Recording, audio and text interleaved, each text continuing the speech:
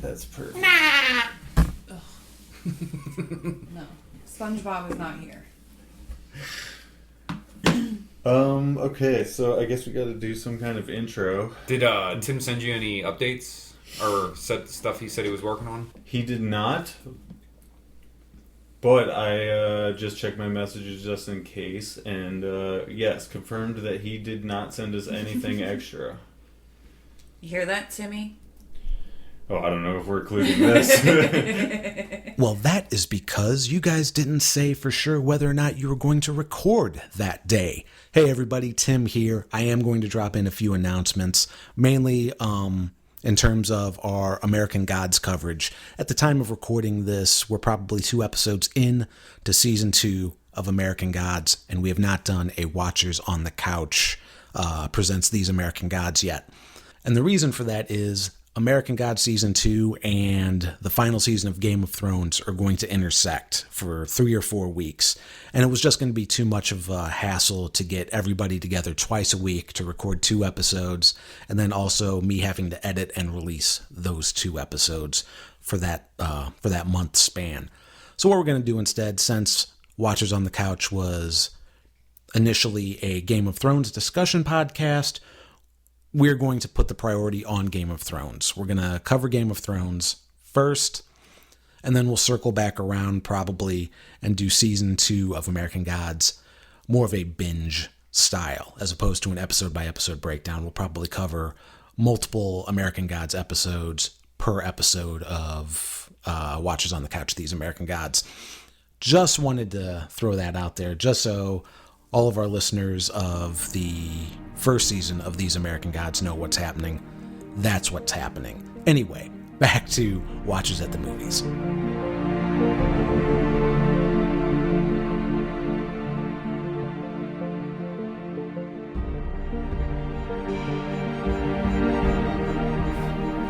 Welcome to another Watchers on the Couch podcast.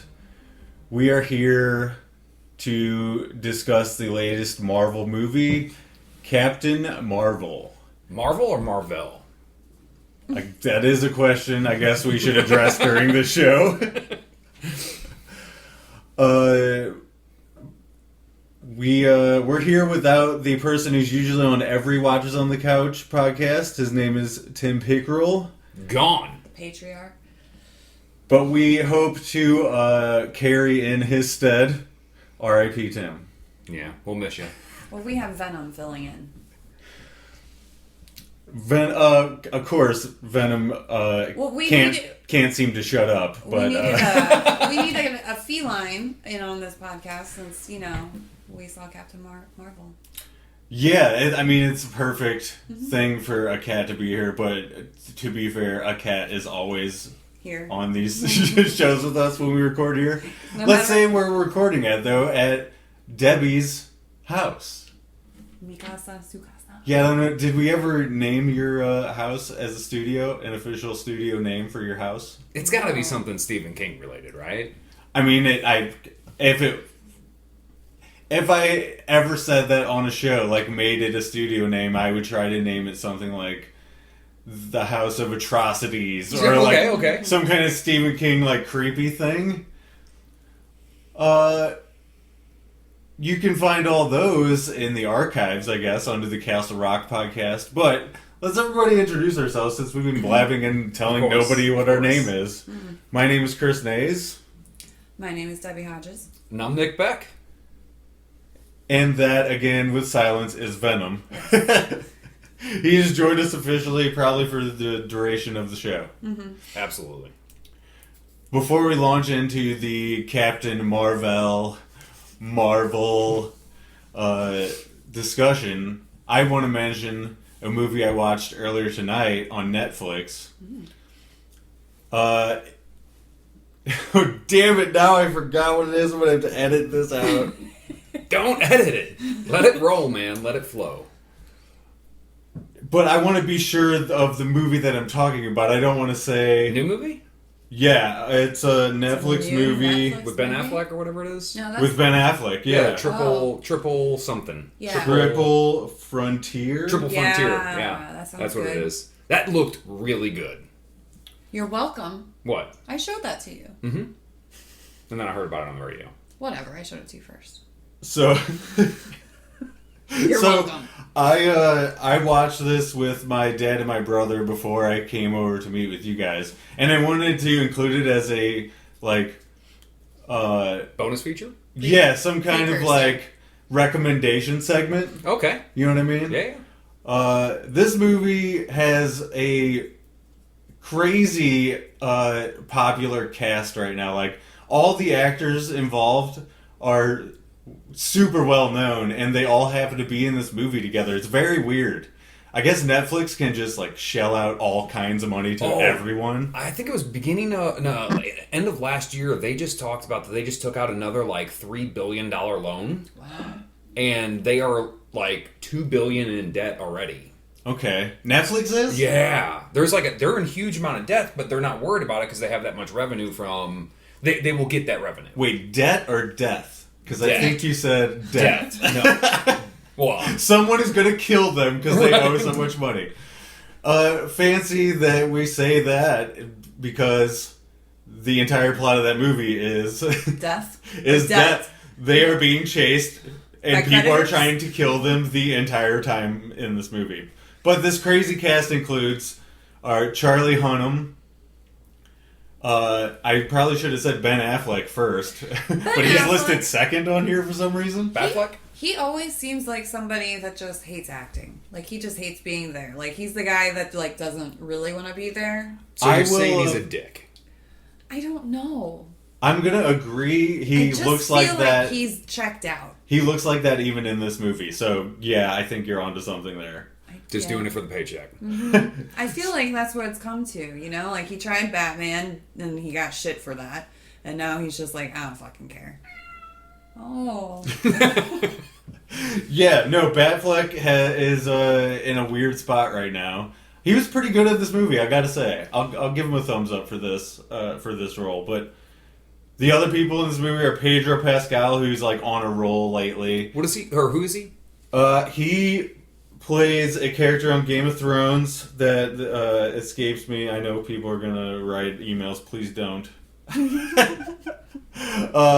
He's also going to star in the Boba Fett Amazon series. Sure. Okay. And he has been in a bunch of Narcos kind of shows on Netflix. Gotcha. So he's kind of like the running actor through all the Narcos stories. Okay. But anyway, he's great on that.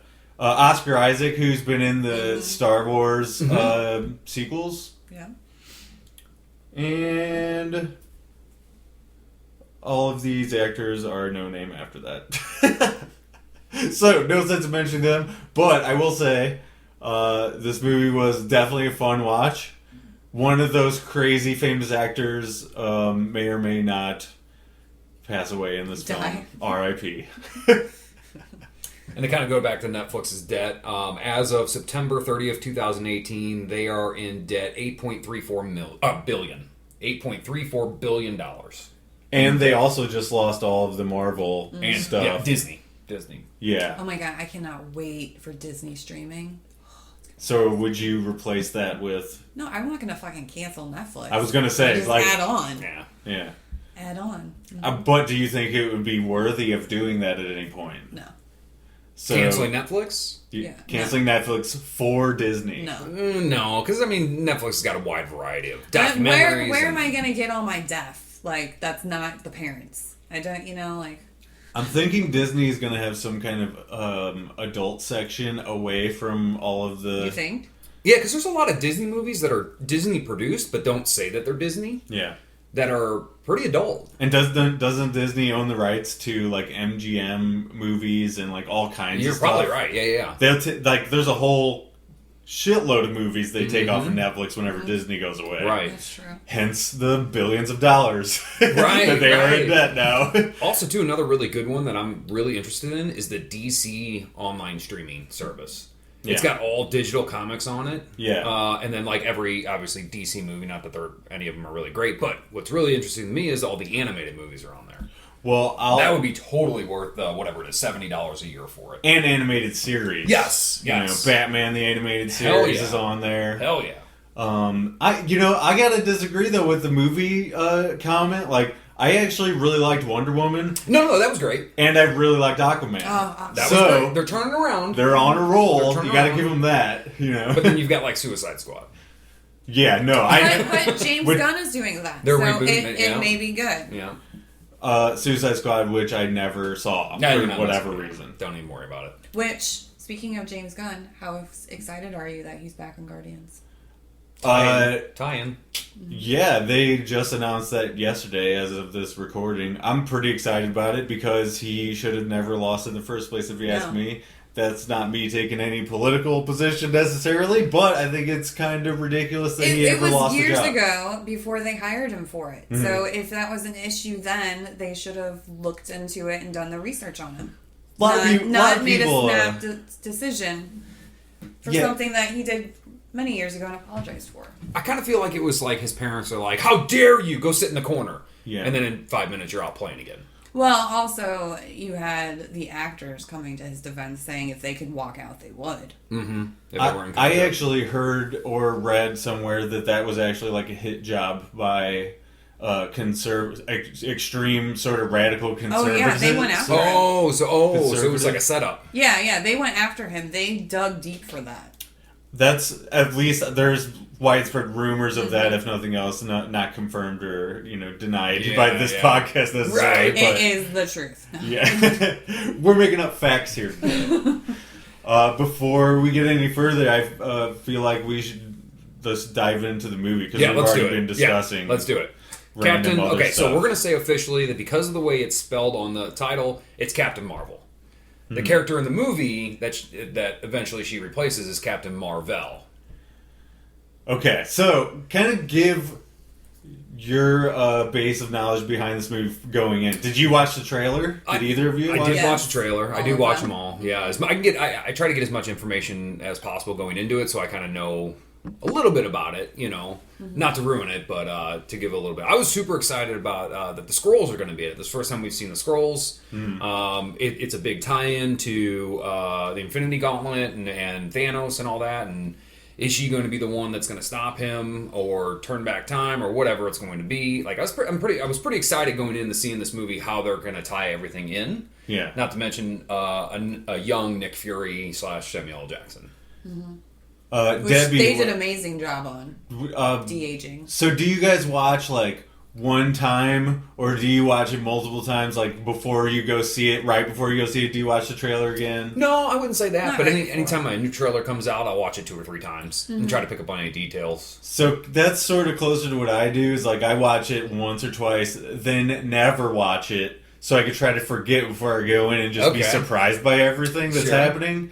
Like I'm more of a, I would say, passive moviegoer. Like, I'm not as fanatic, I feel like, about Marvel as everybody else is. But when I do go and I'm surprised by stuff, I really enjoy it. Well, another thing, too, with the trailers that Marvel's really, I don't know whether you want to say good or bad, is they're going to show you something on the trailer and it will not be in the movie. Right. The prime or it's taken out of context. Right. A prime example of that is when in Infinity War, Hulk was running in the forest in Wakanda, and Hulk was nowhere to be seen in that. It was the Hulkbuster. Yeah. So they swapped that to give you a false sense that he's going to be in the movie, because that was kind of a big thing with that, is that he wasn't in the movie. They just did that again with Avengers Endgame, because the trailers that we had been seeing, they took characters out of them walking, or it's a completely different scene and they walk again for whatever reason. Right. Because you didn't see Tony Stark in there at first, or Nebula.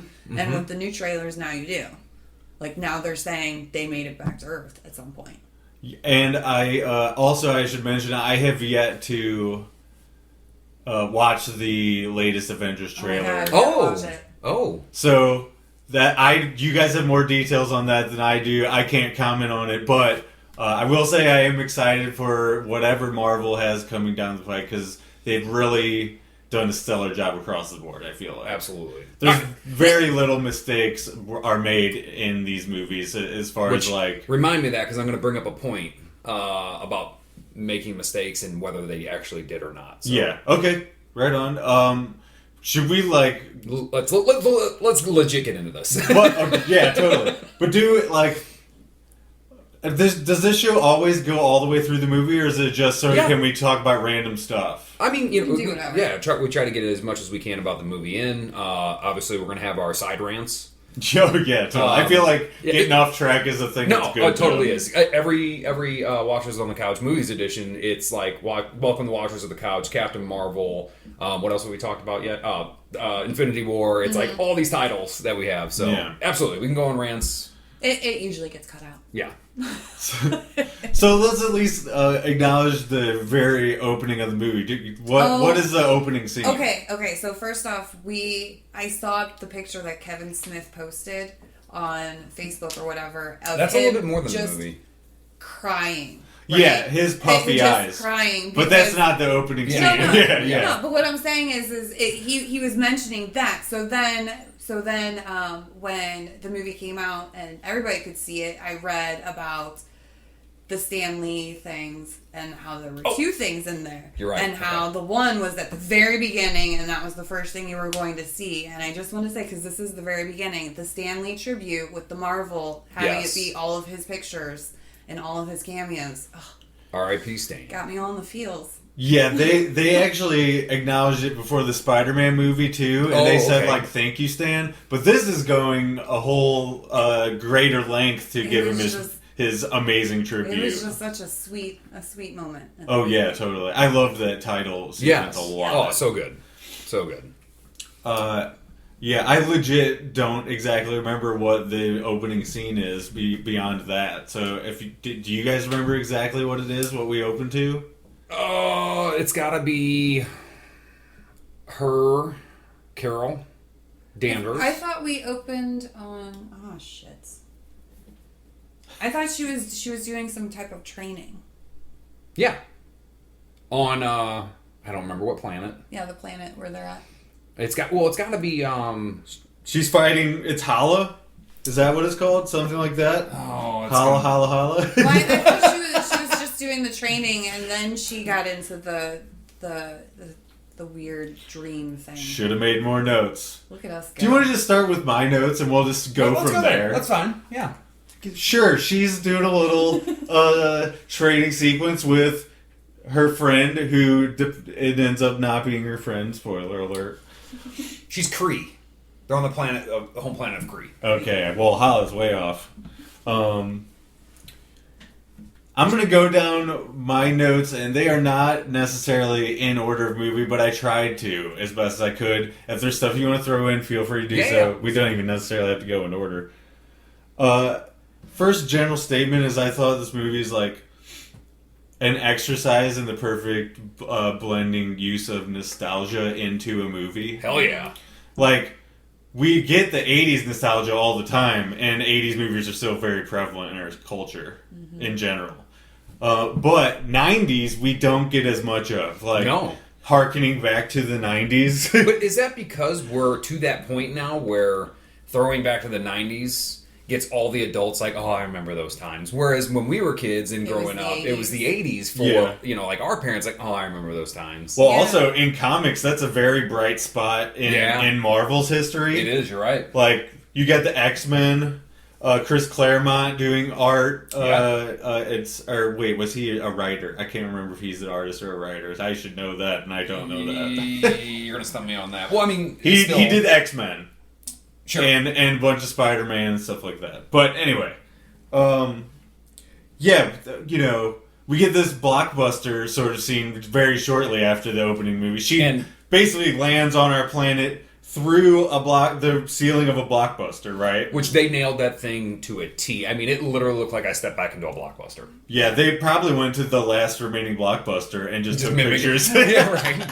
Is that an Oregon? Oregon, right? I think it is in Oregon. Okay. It's the last remaining. There was one in Alaska. Yeah, that closed. Yeah, there was two, and then now there's one.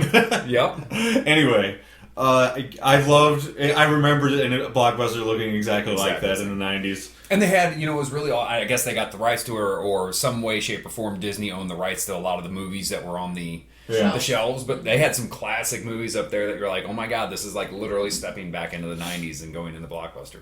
So, also nostalgia is kind of a big thing in this movie because we actually skip around in the timeline a little bit. We go to the 70s, we go to the 80s, when we're in the 70s, they play hard. When we're in the 80s, they play... the entire soundtrack is actually female artists. I don't know if you noticed that. Except for Nirvana. Right. So in the 90s, we also get... I mean, it feels like a 90s movie you almost have to play. Oh, wait, right, and not Pearl Jam, but there was another band, too. Oh, she was wearing a Nine Inch Nails shirt. Yeah. No, I thought there was another... Which is apparently... Well, the soundtrack's amazing. The soundtrack is great. I don't like Hole. I'll actually get to a song choice that I thought was totally wrong. It's not that one. Okay. But I really felt like they just nailed placing you in that moment in time. You know what I mean? Whoever is running props at Marvel knows exactly what they're doing, you know, and sets and stuff like that. There's some really great interactions just outside of the blockbuster too when we first get Samuel L. Jackson as young Fury. 90s Samuel L. Jackson. I looked at him a little too closely. Like I feel like my attention still like I can't separate that they are animating them to look young. Like in my head for some reason. So I'm always looking at Sam Jackson's head in a weird way. Right, like how? When I should just be looking at Sam Jackson because that's just him. Right. You know what I mean? Also in that scene, another nostalgia thing that's not so nostalgia, but it really is because it's no longer in existence. Radio Shack. Yeah. Oh, right next door to the funny. Blockbuster. And yeah, in every small town, the Radio Shack was right next to the Blockbuster almost every time. Right. So. Well, I mean that's great placement because if your VHS, you know, oh yeah, VCR goes out, you can go to Radio Shack, get it fixed, and then go next door and test it out. Or you need an overpriced RC car. Yes. Yeah. Also, too, a weird opinion side note here, and if anybody knows, let us know.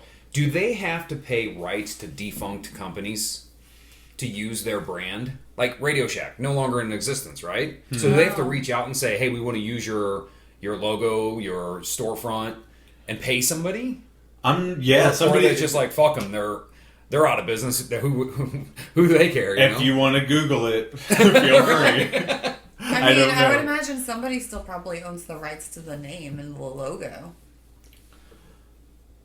Sure, I guess so. Copyrighted. Yeah, it's certainly possible. I mean, somebody things that are copyrighted for however long, and then and then it has to be re-upped again. So I mean, somebody could still be paying for the copyright for it. That way, you know, that small chance it gets used. Yeah, right.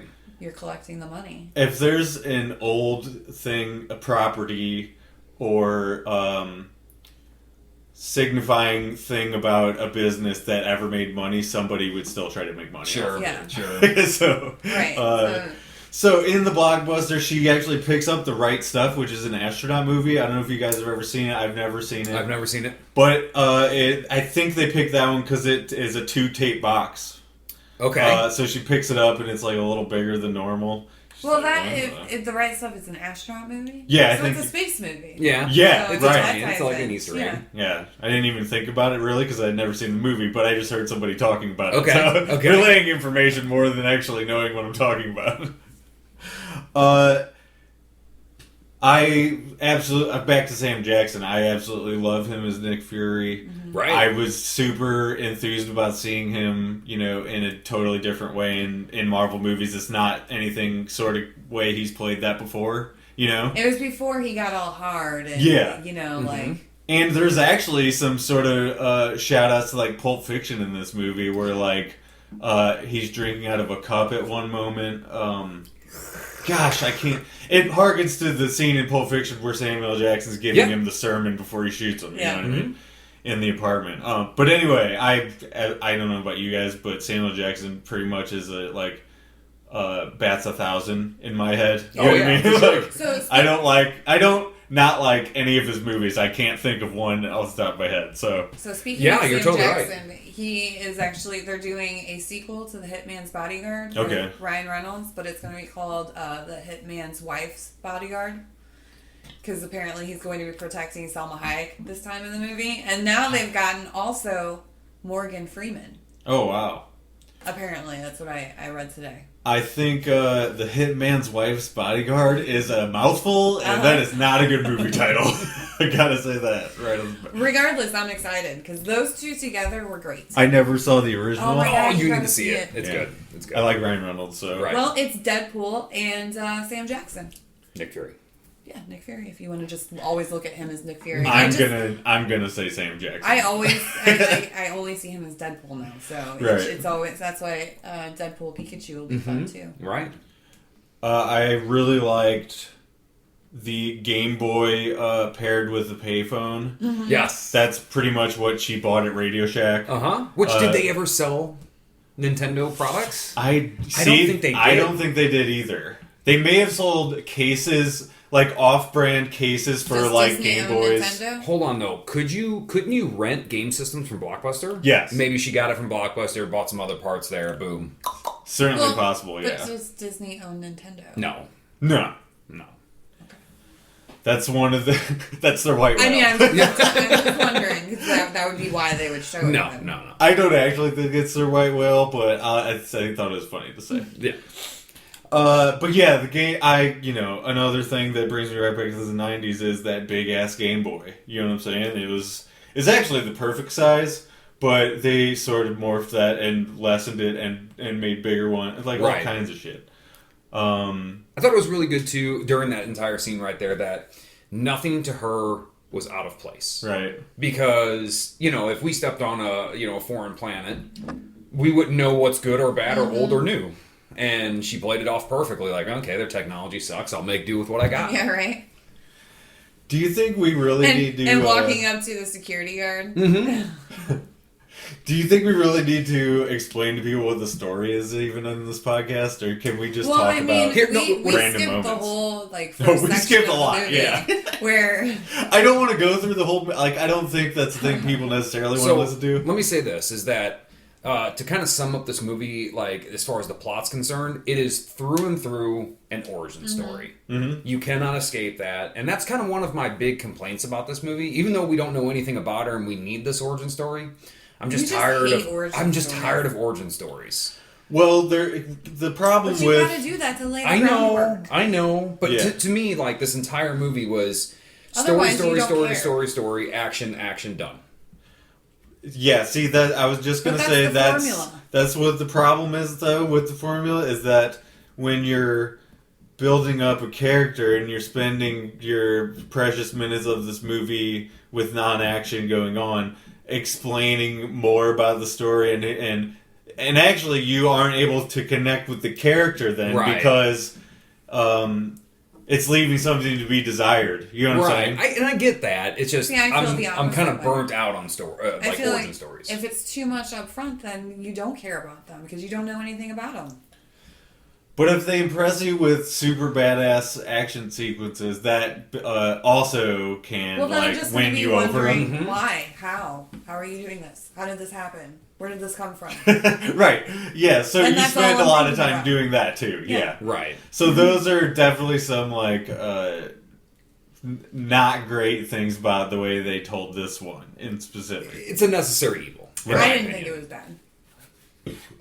I certainly would place this movie above at least 3 or 4 of the Marvel movies they put out. Yeah, for sure. It's better than Ant-Man and the Wasp. 100%.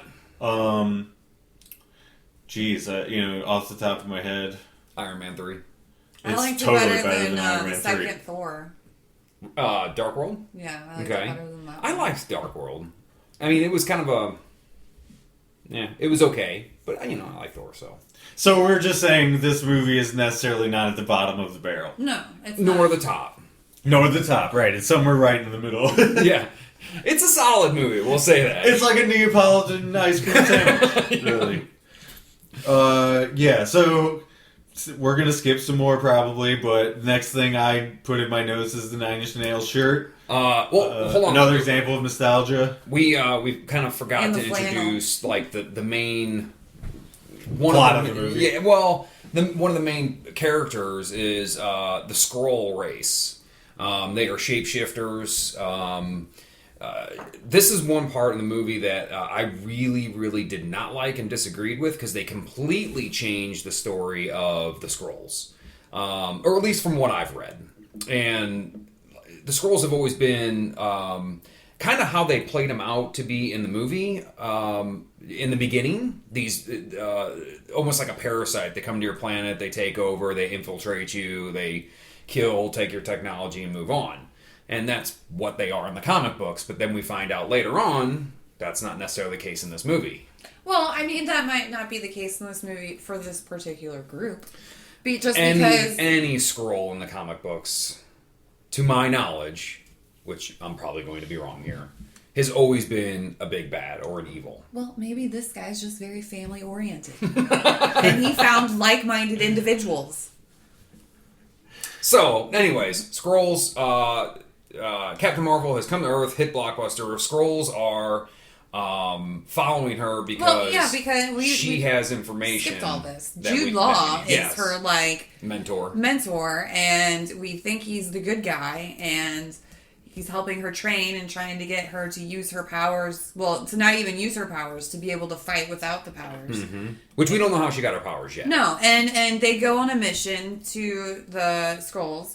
And they realized that it was an ambush, and all they really wanted was her. And then she was able to escape. But before that, they, zapped into her memories. And so now she doesn't know what the fuck's going on. And that's when she lands in Blockbuster.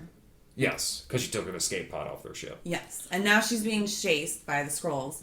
And that's where she meets where she meets Fury. And Coulson. So, when we're on the chase after Blockbuster, that's one of my favorite parts of the movie, actually. Okay. Like on the train. Yes, we're going between the train and Coulson and Fury in the awesome, early I guess it technically takes place in 1995. Mm-hmm. Sure. And Coulson looked so young. But those cop cars were so specific. Yeah. Crown Vics. And, they are just the most iconic police cars in any action movie back then. Yeah. It really was one of the best things for me. I grew up watching chase scenes with those cars in almost every single one. Mm-hmm. You know what I mean?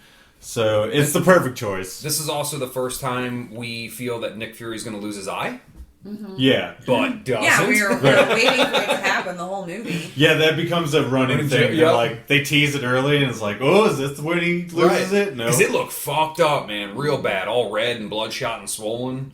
And I'm it's just going to pop out, and that's it. So in this chase, there's actually these, cop movie music stabs, too. Oh, really? I picked up on that.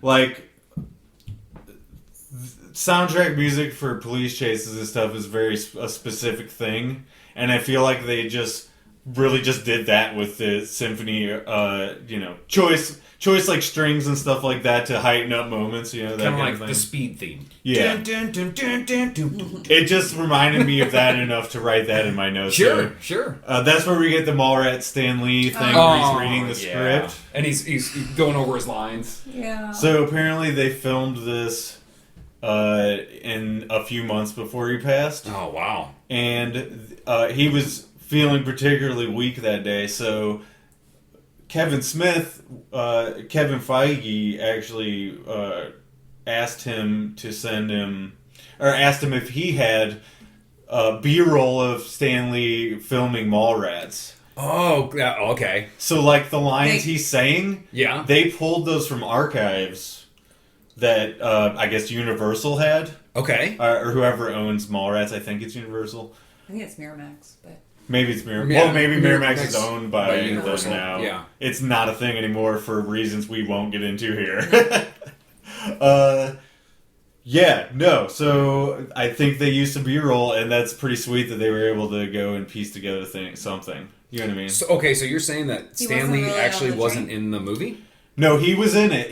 They filmed him for this movie, for Marvel. Okay. But his audio, when he was speaking, he was weak. Oh, so gotcha. The recordings weren't all that great. Gotcha. So they just pulled the audio from... Yeah, and since his face is in the script, they can do that. Right. And the reason why he does that particular thing is because he said that was his favorite cameo he ever did in all of the movies. That's amazing that he said that. Also, too, that... sorry, go ahead. No, I was just going to say, that's just, the sweetest thing. And I can't imagine Kevin Smith seeing that. One of the things I did notice, and this movie particularly pointed it out, that anytime somebody makes contact, generally, with Stan Lee in a Marvel movie, they almost give him a nod of they know who he is. Because when Carol looks over at him and he looks up, she kind of like gives a little smirk and then just walks away like, oh, hey, nice to see you here. Right. You know, so it's almost like, and that goes back to that he's a, what the hell's her name? Watcher. Right? Am I saying that right? I can't remember. Anyways, regardless. He's a celestial being. Stan Lee is a watcher over the universe. Yes. Yeah, in the other movies, he did that. Right. That's so what I thought. It's almost like people know who he is without knowing who he is. Right. You know. They have a special. It's very interesting what they've chosen to do with Stan Lee's sort of legacy in these movies. Like, he has played a bunch of different just funny parts, and then now they do this like super sweet, obviously directed at Kevin Smith, like by the filmmaker, like thank you, and also a thank you from Stan Lee himself in a way. It's pretty amazing. Yeah. Well, that was his first cameo, right? In a movie? I think so. I mean, he started it. Well, I mean, unless you consider the original, not the Fox cartoon, but there was an original X-Men cartoon called Pride of the X-Men, and he did the original intro. But that's not, that's not a cameo per se. Not a visual one. Right. Do you guys want to go to the next scene, or do you want me to just list my next note? This is where she punches the old lady in the train too, and they get into a fight. Oh yeah, during the chase. Because the scroll takes the image of the sweet looking old lady, and she's not buying it. Well, and what's great is we're with the passengers in that scene, and we're like, this does look ridiculous right now. Just fighting an old lady. People on the train are like, what the hell is going on? And they're trying to stop her, for a little bit, and then she's just like, bitch, please. So that was good. Yeah, I loved it. That whole chase scene was a really bright moment of this movie for me. And like I mentioned, the soundtrack, like, the combination between we get rock and roll songs during sort of transitional moments and montages and stuff like that. Yep. Songs we normally wouldn't hear in other movies. Right. And then they also mix the symphony in with that, and there's actually some synth stuff too. Like synthesizer, say that 5 times fast. Stuff in this movie that really like punctuates space moments and stuff too. Like when they're out doing their thing in the it's very Thor Ragnarok, Guardians of the Galaxy-esque. They're the soundtracks of these movies are like unreal sometimes. Right. Huge budget for the soundtracks. Yeah. When do we meet Goose? So that's when they leave. So she meets up with Fury again, and then they go to that underground storage area. But we've seen Goose before this.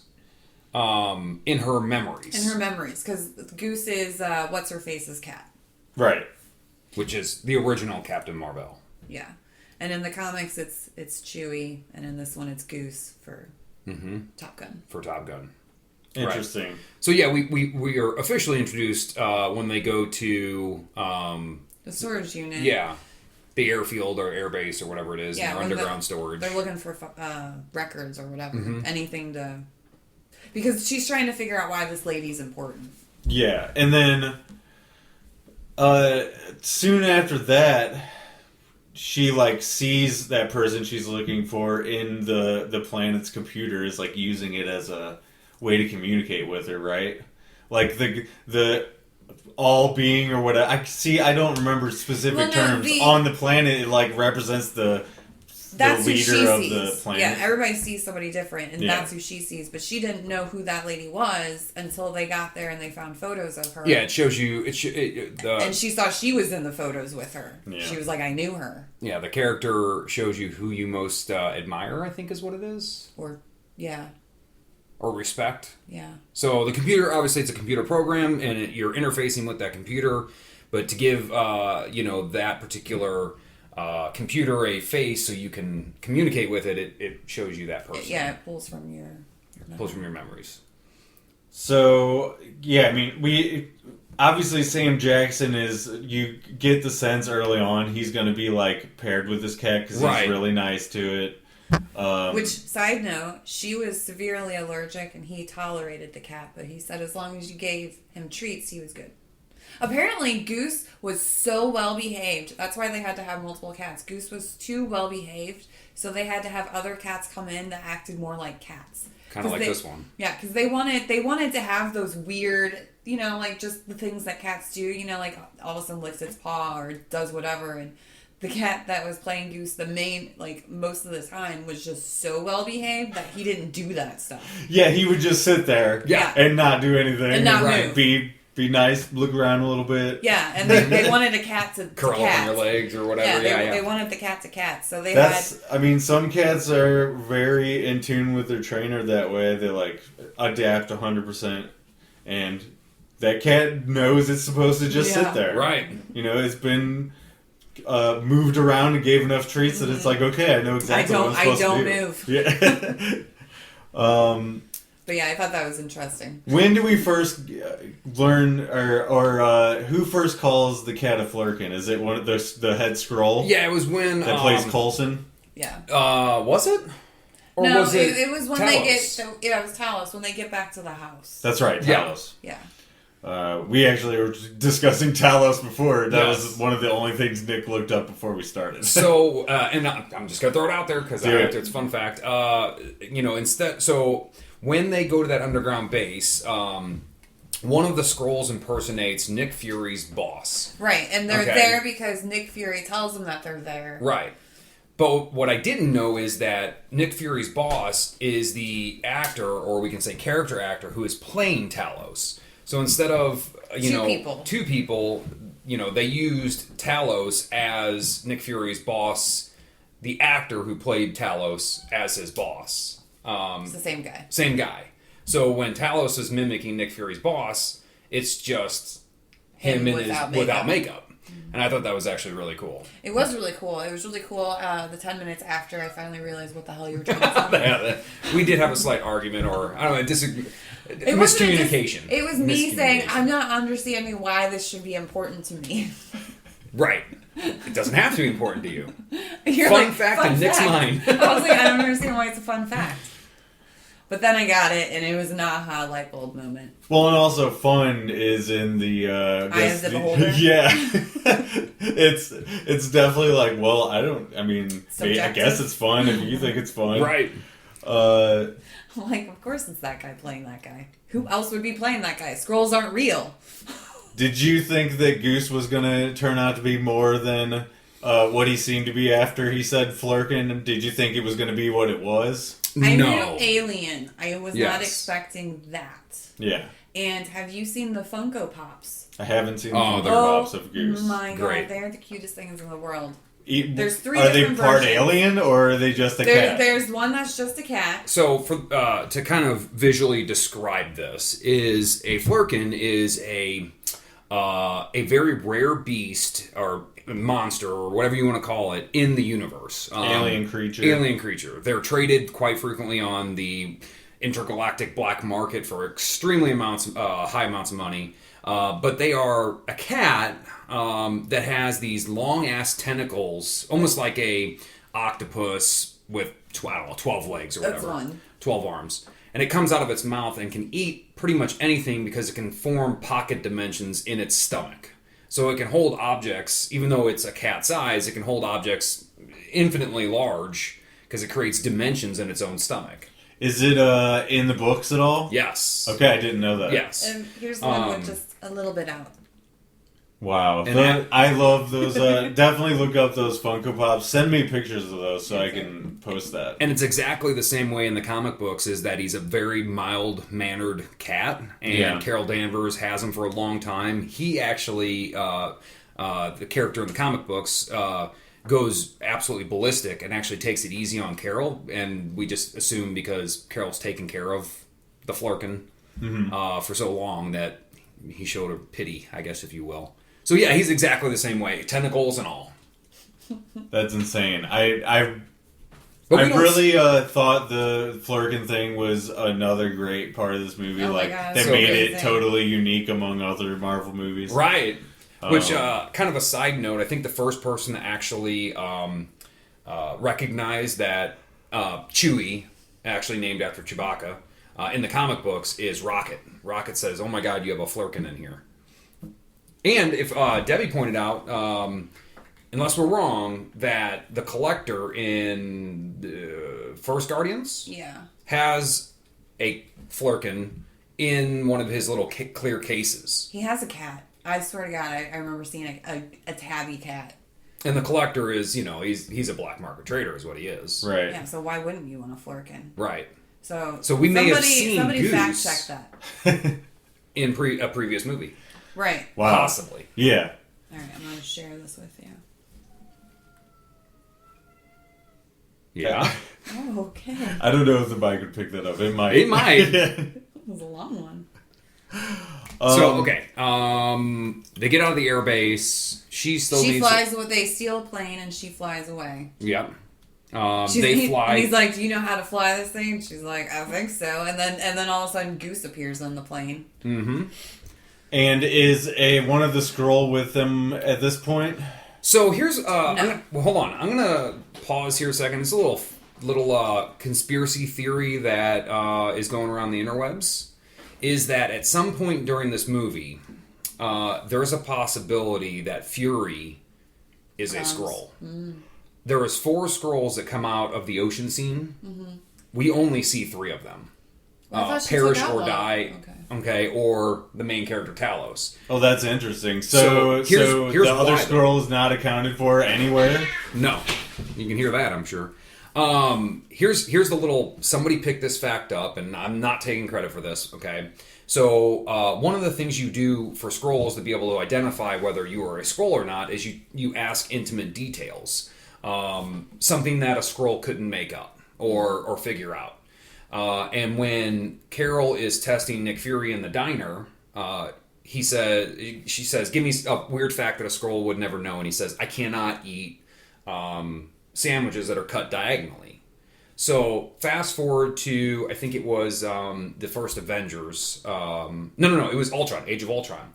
Nick Fury shows up. Nick Fury shows up at Hawkeye's ranch. He's eating a sandwich that is cut diagonally. Mm. So either that is wow, that's very obscure. So either this was an oversight over 21 movies, give him credit, or this was a well planned out Easter egg that eventually, somehow, some way, Fury becomes a Skrull in this movie or in a future timeline, and the Fury that we know currently is a Skrull.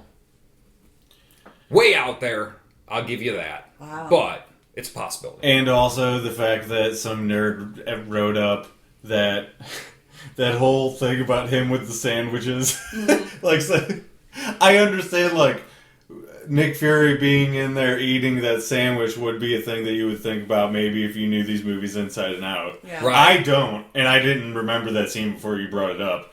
I certainly didn't remember if the fucking sandwich was cut diagonally or not. You know?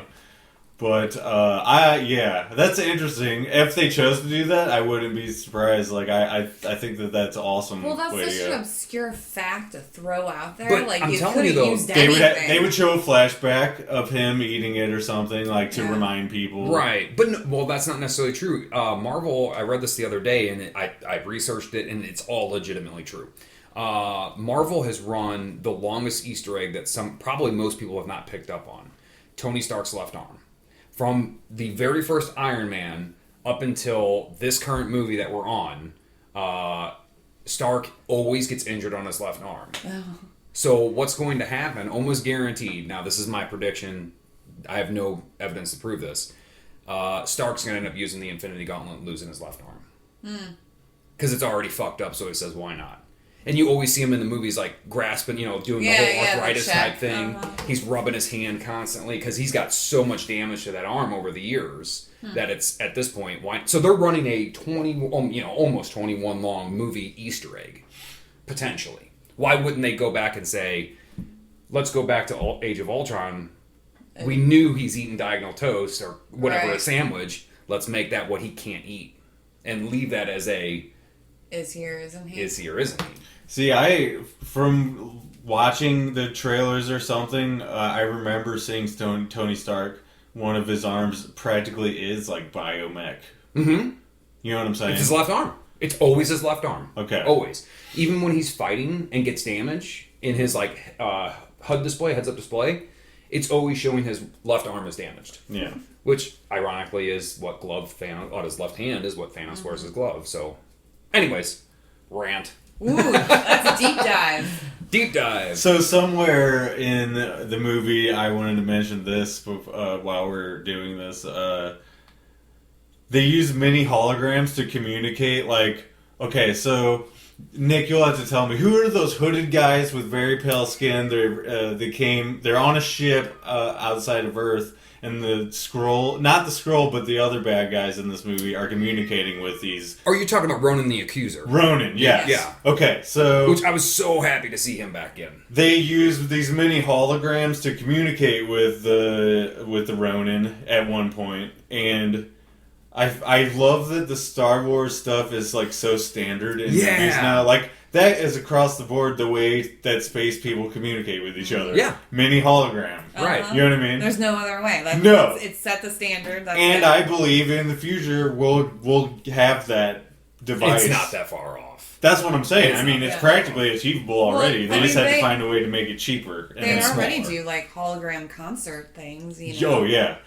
And with those, though, it's actually like a stage setup. Like, they have sensors all the way around the stage. Like, even off to the sides, all the way up to the side. You know, like, if you're standing way off over to the side, that wall of stuff would actually block you from seeing the hologram. Yeah, so, sure. Technically a magic trick still, but not that far off. Anyway. I just love how Star Wars stuff and like even like John Williams-y sort of music, all that kind of stuff is so ingrained in these movies now. Mm-hmm. And being a Star Wars fan, I just like it. Disney can do whatever they want. They own it now. Yeah, right. And I think like people just like it. Yeah, you know what I'm saying. So you expect it. You right. would think that's how it would be. Otherwise, it's weird. So when the Skrull gets to the house, let me phrase that. Carol and Fury go to Carol's best friend's house, and at this point, Carol's assumed dead because she just disappeared off the planet. She doesn't know who these people are. She doesn't remember them. The long story short, she was in an experimental plane crash. They tried to cover it up and just considered her KIA. Mm-hmm. So when she shows up, she's shocked. She tells her the whole story that she doesn't really know who she is, and then as they're kind of getting on their way and figuring out their mission, boom, one of the Skrulls pops up. Yeah. And drops and, No, two of them pop up. Two of them pop up. Because the one's outside holding the girl. Yep. And kind of drops a bombshell that they're not the bad guys. And all they're looking for is a place to live peacefully. Wouldn't that be the two Skrulls then accounted for? That's still only three. Because they killed one. Fury... Remember, they did the autopsy on the one because Fury knocked him out or killed him or did whatever. Right. And then the other two are the ones in that house. Talos and his scientist or whatever. Yeah, he's the scientist. So there's still a missing Skrull somewhere. Right. Whether that was an oversight or maybe it got cut from the final movie theatrical release. Maybe we'll see it in the extended cuts or deleted scenes. Yeah. As of right now, he's missing. So the good Skrull ingratiates himself to Captain Marvel, Nick Fury, and crew.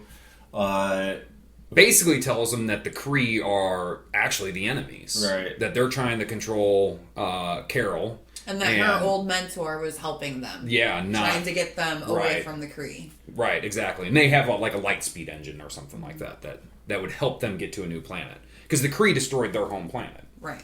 Hence why Ronan's so pissed. It's because they destroyed their planet. Mm-hmm. Kree destroyed their planet. So Carol kind of begins being friends with her long-lost friend again. Yes. And is being reminded of all of this stuff that she did, but she doesn't remember any of it, so she feels really bad. But there's a strong connection between her and her friend's daughter in this movie, which I thought was a really nice touch of this movie, like a little bit of light stuff in with all this bad shit happening around them. Being chased by aliens and that kind of stuff. Right. So, where do we go after that? From there, now here comes the action part. Yeah, because now Jude Law has tracked her down on Earth. Mm-hmm. and he's coming after her, and he's getting ready to realize that she switched teams. Right. Which, in the same instance, the scene right before that, all that happened, apparently her suit is, her Captain Marvel suit is, can change colors, make it whatever color she... Customizable, we'll say. And I have to say, the neon one that she had was fucking badass. Yeah. I wish that would have stayed in there for a little bit longer, but she changed colors. There's a funny moment with her neighbor, too, where Carol is very accusatory of... Yes! Accusing of the neighbor that comes to the door. Yep. And he's asking about the plane that's outside. Like, let me check out this plane. It's like a spaceship. Can I check it out? I've never seen anything like this. My kid loves planes. Can I have it? No, get the hell out of here. She calls it a bird. Right. Or he calls it a bird, and she's very confused. Right. Yeah, no, it's a great scene with them. So they leave to go to the... They retrofit the spaceship so that they can go up to the Skrull ship that's incognito, floating above Earth. Because the original Captain Marvel was trying to get them out of there. Mm-hmm. She built an engine for that ship so that ship could travel to another planet. And that actress is Annette Bening. Yeah. Mm-hmm. We actually never mentioned who plays Carol. Oh, yeah, that's true. Brie Larson. Brie Larson, right. Which, you brought... Debbie brought this up, and I didn't see it in this movie, and I didn't realize she's in a bunch of other movies, so I'd have to go back and watch, but one of the big complaints is that she was kind of emotionless. Did you feel that way, Chris? I just felt not very connected to her character for the majority of the movie. Just because, I don't know why I'm supposed to care if she doesn't even know anything about her. I don't know anything about her either. That's why you need this origin story. No, it's explaining it to me, but it's just taking a long time to do it. It's not taking a long time. It was a good amount of time. I mean, I felt fine when I was watching it, but thinking back on it, I'm like, well, I still don't really like origin movies, though. So, yeah, that's what I'm saying. I don't know. But I kind of roll with movies, though. I don't think about it too much. Like I said, I forgot everything I saw in the trailer when I watched it, a couple months ago or whatever it was. Sure. But yeah, I don't think the haters had any room to say anything. Right. I thought she did amazing. Yeah, what did you think about Annette Bening in that role? Interesting older female actress that... she's very famous. Again, it's chock full of famous people. She reminds me of a Kathy Bates. She can do pretty much anything and it's make it good. Right. Mm-hmm. She's in American Beauty, and that's one of my favorite movies. Unfortunately ruined by what's his name. Macy. Also being a creep. Right. That's going to be a running theme, I guess, throughout this. Is all these creeps ruining movies. Absolutely loved the movie she was in with Michael Douglas. It was An American President. Oh yeah. I don't know why I love that movie so much, but I absolutely love it. Is that a romantic comedy based around a presidency? Yeah. That's weird. I was a teenager when I loved this movie, and I'm watching a movie about two middle-aged people. Yeah. One being the president, one being a lobbyist. Yeah. Falling in love. The most random thing to like. But I've always liked Annette Bening. I also really loved her in Mars Attacks. I thought she was hilarious in that movie. Oh, I didn't even think about that, but yeah, you're totally right. She was the wife of the one character that Jack Nicholson played. Oh yeah, and there's a million people in that movie too, so it shouldn't surprise me that she's in that. Yeah. Okay, so they're on the ship. Do you remember what the pinball machine was? No, not off the top of my head, I don't. But there was another arcade machine in there too. They had a lot of 90s nostalgia up in that ship. So that ship was holding a whole bunch of Skrulls, and basically it was Talos' family that was up there. So Carol goes up there, they tell the whole story, they said, okay, let's do it, and then boom, here comes Jude Law and the Kree wreaking havoc on the situation. And they're trying to steal the Tesseract. Yes. Right. Which, at that point, we don't know it's a Tesseract, although we do know it's a Tesseract. It's a blue box that glows. I think before we get into final sequences and stuff, before this, there's a montage where they play No Doubt, Just a Girl. Yeah. I love that song outside of this movie. Sure. I did not like it in this movie. I feel like it's way too on the nose. Oh. It's what scene was Thanks, it? Captain She's Obvious. Captain Marvel. She's a girl. let's just use a song that says a girl in it. Like, that's how it feels to me. What scene was that in? Because I don't remember feeling that way. It's like a montage moment where, I don't know if maybe it's... I wish I could remember exactly when it is. I don't. Huh. Saw this movie 2 weeks ago. So sure. It's, anyway, that was basically the only... music choice that I wasn't really a fan of. The whole thing is like I could take it or leave it. I don't like Courtney Love, but the song is okay. You know what I'm saying? Sure. But the soundtrack overall I loved, I gotta say. Well, it was a nice girl-powered theme soundtrack for a girl-power movie. But at the same time, I feel like that should feel patronizing to you. No, it doesn't. It doesn't? It's nice. Okay. It's nice to know that a lot of women went into the making of a movie. Yeah, but to be fair, though, we also had ScarJo, like, holding it down almost from day one. You know what I'm saying? So, like, I wish they almost would have gave her a movie before this. They are. No, before this. Oh. No. Yeah. You're getting a whole new woman character when I guess you've had her in alongside all of these awesome male actors forever throughout all these movies. But outside of her, Scarlett Johansson's origin story, Black Widow's origin story, like, do you really need that now? Because... No, not on the verge of Avengers Endgame, and stuff. Yeah. Right. If we weren't in necessarily the same situation where, like, the Avengers with what's his name, vanishing everybody. Thanos, yeah. Thanos. I don't know why I couldn't fucking think of Thanos. Then there's no way you can do another Marvel movie in between. Right. They're already, jamming them in there. I'm jamming them in there. I want to say that there was a year they did 3 in a year. There's probably maybe even been one where they did 4 in a year. Yeah. Well, they're doing Captain Marvel, the new Spider-Man, and then Endgame this year. Mm-hmm. I thought there was another. Well, there was another Spider-Man that was was not. Yeah, but that was the animated. Right. Yeah. Spider-Verse. But technically, technically a Marvel movie. Far From Home's coming out this year. Yep. End of the year. Oh, we probably won't see. No, we won't see that Venom. The second Venom. So, okay, I guess we left off at Annette Bening, but where do we go beyond? So an epic fight ensues. Well, right before that, they come up with a plan to fight the Kree. Mm-hmm. Part of this is a little bait and switch with the Tesseract. Right. This is the scene where we understand that a Flerken can create pocket dimensions in its stomach. And that Goose isn't what he seems. And it's not what he seems because he eats a whole bunch of people. Right. Yes, he has tentacles that come out from his mouth. Right. There's a great Sam Jackson line where he says, "Mother Flerken." Yeah. I forgot about that. And that was like the best thing. And I believe that's when he gets scratched on the eye. No. Oh, it's not. This is another part. Yeah, that's at the very end. This is when he also, like, come on, do your thing, hold them up, and the cat's like, nah, it ain't happening. And then they just take them prisoner for a little bit. Right. Well, but then we realized that the cat didn't do anything because he knew it was the Skrull under there that he was impersonating somebody. So Sam Jackson didn't know that, but Kitty Cat knew that. So he's not going to eat one of the good guys. So Venom likes beer. Venom. He likes Bush. You're not old enough. Yeah, so I guess we're in this kind of final battle sort of thing. Yeah.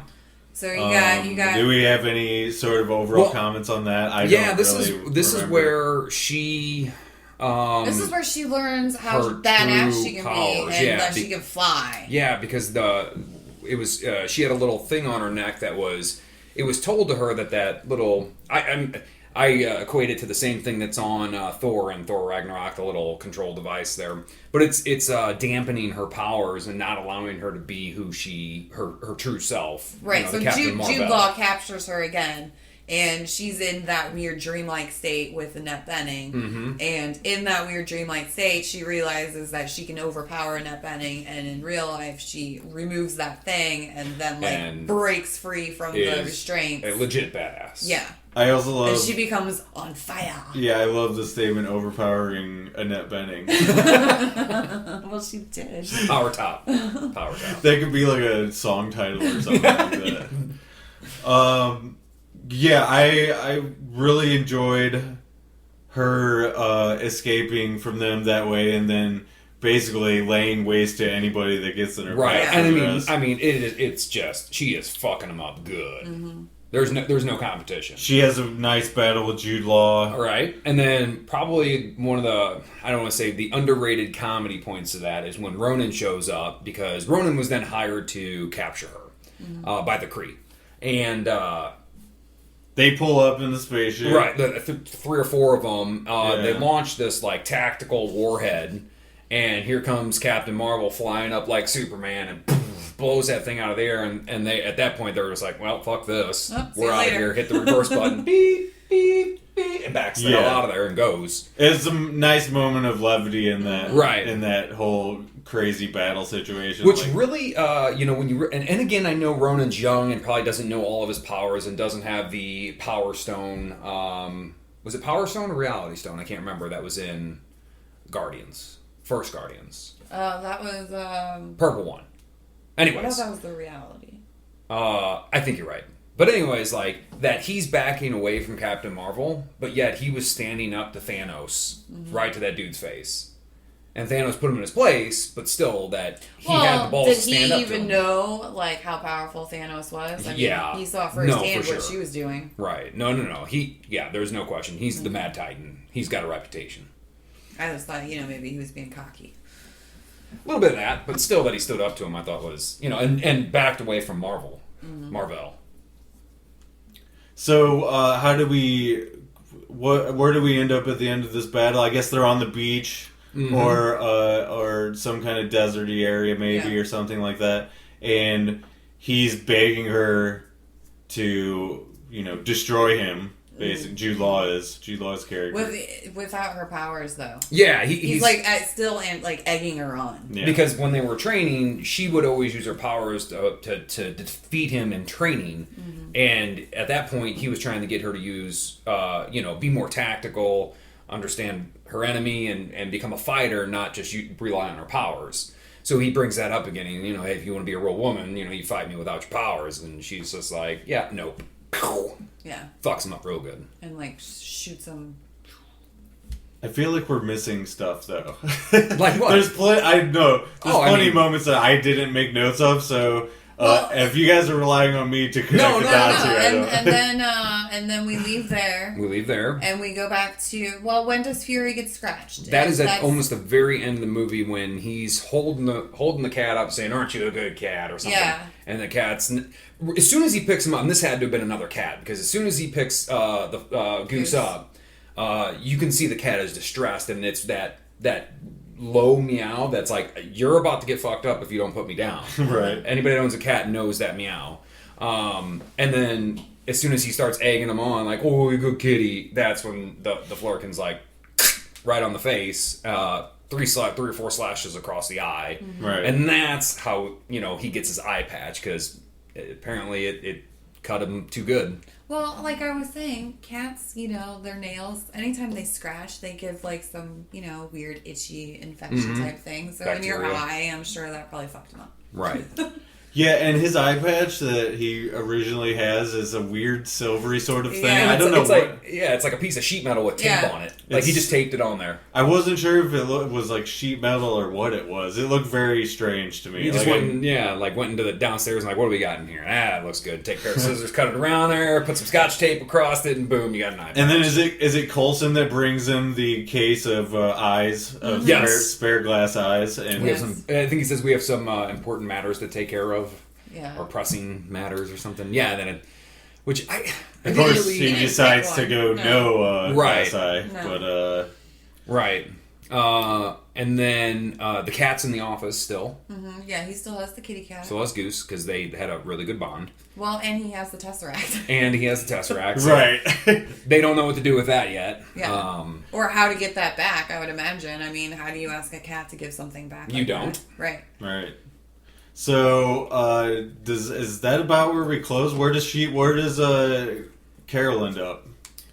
So she leaves the planet, right? Is that how it ends? Yeah. She goes back to Kree, assume. No? I don't know. No, does she go off with the Skrulls? I thought she was making sure that they got back safe or... Yeah, she was like a personal escort to the Skrulls. Yeah, because she went and flew off. And pretty much, again, the last scene where we tie all these movies together is when she gives Fury a two-way pager, basically, that she can, with upgrades, of course, that can communicate to Carol. Only in emergencies. And she says it like if you're within a couple of galaxies, right? I'll be able to pick it up. So right. I like that line a lot. Yeah.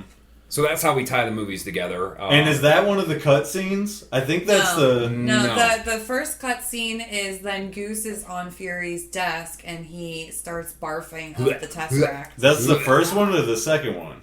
Because I think there's one where they find the pager. That's what it is. And it won't turn on. The first one is then we see everybody in the Avengers that's still alive after the snap. Yeah, we're back in our current time. Right. Yeah, and they have no idea what it is. It's going off, but then it finally died. Yeah, and now it's hooked up to energy source of some kind, so they keep it powering on. Yeah, and then they're like, I don't know, how long do we keep this thing going?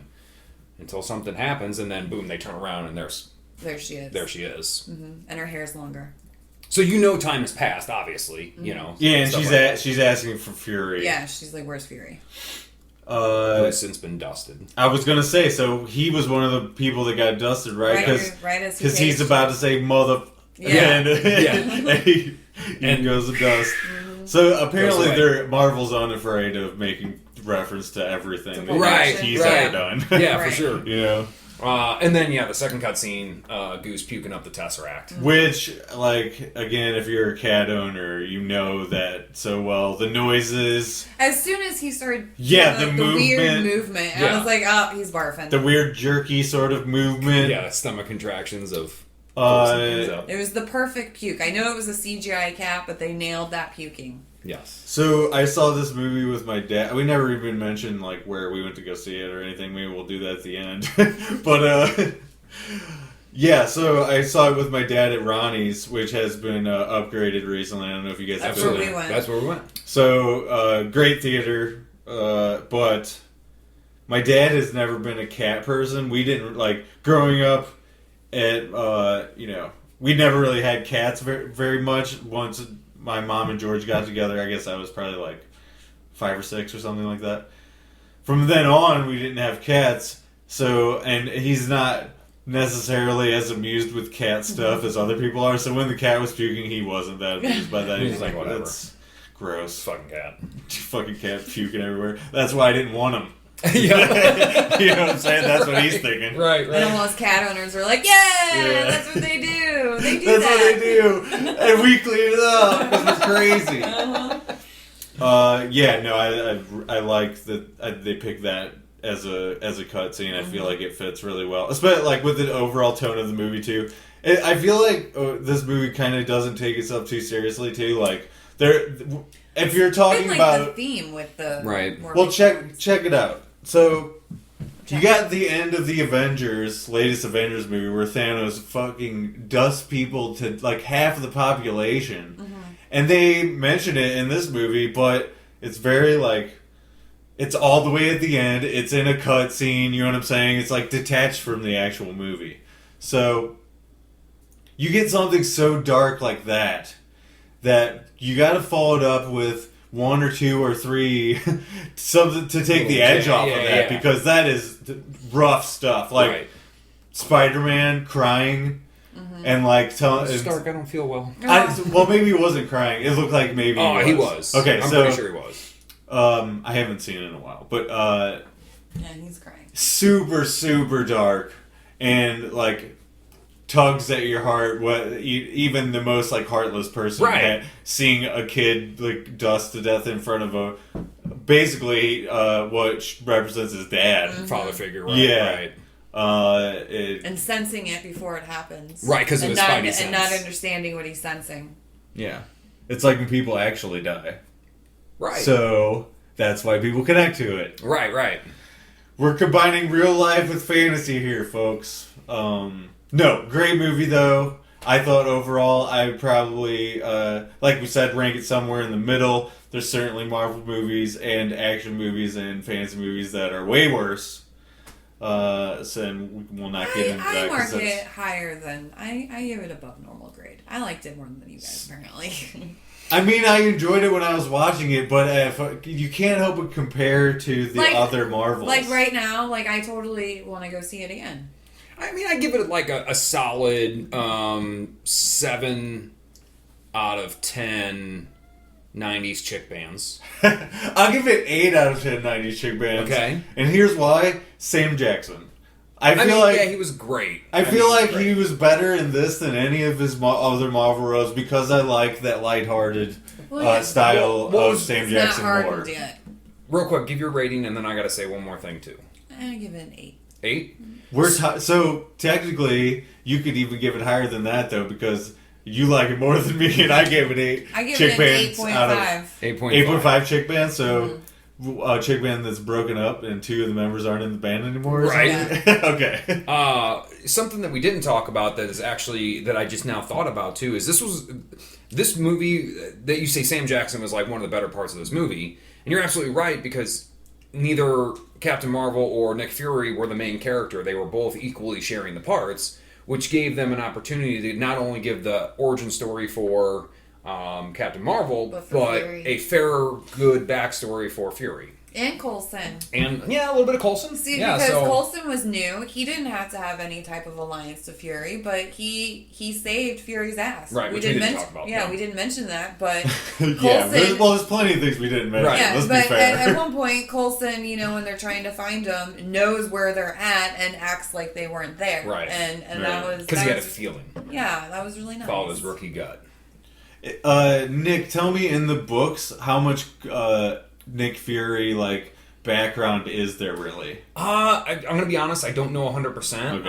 I think he's more one of those characters that have just been around. Yeah. And never really needed a backstory. Yeah. I'm sure there is somewhere, but to my reading knowledge of and listen, books, Marvel goes back quite a ways. Yeah. That character is decades old at this point. Right. So I just like how he slowly morphed into in the comics Samuel L. Jackson. Which here's a little cool side note is that Marvel and Sam Jackson, they came to an agreement so that the current Nick Fury in the comic books it basically is Sam Jackson. They used his likeness. Mm-hmm. And they because before he was a white dude, eye patch, silver streak in his hair, kind of more of a buff cut dude. And now he's trench coat, eye patch, bald head, Sam Jackson in the comic books. Yeah, so... That's what I'm saying. I like how they morphed it into it's just him. Look, with Marvel Comics, they're trying to sell comic books. So, if on the cover... the character looks more like the movie character, it's going to sell more. Right. That's just but of course the hardened comic fan that has been around forever before the movies took off like they have would probably buy it anyway. Mm-hmm. But at least this way you don't have the people going, well, that's not like the comic book. Well, yeah. Exactly. And we're joined by the version of Goose that lives in this house. The tailless goose. The tailless goose. Please don't sneeze. Is that why Goose crashed in Top Gun? He lost the tail of his car? Right. Or his car. His airplane. What the hell am I talking about? It's a car with wings. Right. Come on, guys. All right. And jet engines. But overall, great movie, like you said. Definitely go see it if you haven't. It really does tie everything together. If you're a fan of any of the other Marvel movies, number one, you're going to have to see it, so it all kind of links together. And number two, you'll enjoy it. There's no question about it. Right. So, yeah, I don't really know how Tim closes the show. So... Should we just, I guess, plug stuff? Yes, absolutely. Do you have anything coming up? I do have things coming up. Ooh, what do you have coming up? my podcast, The Ritual Disc Flip, is entering its third month, and we are going to be reviewing an album very soon on the show. I like to kind of tease what it is on the socials, so just look up the show at Ritual Disc Flip on all your social medias. And we review albums old and new. We talk about live shows that we go to. I guess I should give an example of something we do. The latest album we covered is Pantera's Great Southern Trendkill. Oh, great album. And so we really dug in on it, and we ended up having like a 2.5 hour conversation. Nice. And that's more than double the length of the actual album. So, apparently, there was some meat on that bone. But that's the one that's getting the most numbers right now. I feel like people are really enjoying that one. So, again, at Ritual Disc Flip on all the social medias. And Debbie and I do the Castle Rock Watchers on the Couch podcast, so you can listen to that. Look out for Watchers on the Couch American Gods coming up soon, and Game of Thrones. Well, I don't know if they're doing American Gods. Are we not doing American Gods? Well, that's a topic of discussion that I think Tim would probably be best suited to address. Okay, but so it's sort of look out for. Possibly look out for American Gods Watchers on the Couch. Certainly more Castle Rock whenever that show comes back, and more movies coming up soon. Pet Sematary is getting ready to come out. We gotta do the Pet That's Sematary gonna be a big one. Because we gotta watch the original, and then go see, and then see the new one. I'm down for that plan. For sure. I wanna compare. Yes, I'm sure we could have. So is that going to 3 hour podcast? On that might be a joint podcast, like Watchers Castle Rock and Watchers at the movies. So that's the only movie coming out that I can think of. We don't need to mention any others. Thank you for listening. And we'll see you next time, everybody. Bye. Bye. See ya. Bye.